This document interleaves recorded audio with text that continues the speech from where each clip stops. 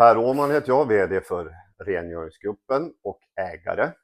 Vi har 3 verksamhetsområden. Vi har städ, sanering och servicetjänster. Vi är noga med val av kemikalier i vår vardag.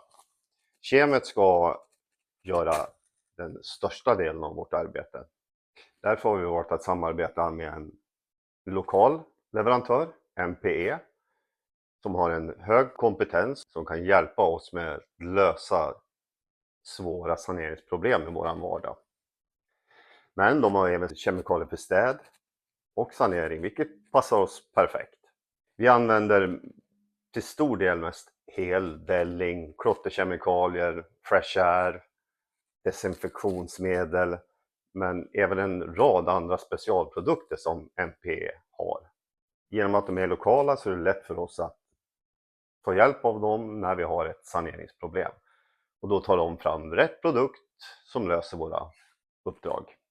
Vi tänker ju då fortsätta att samarbeta med MPE naturligtvis, för att de har ett brett sortiment som löser vår vardag.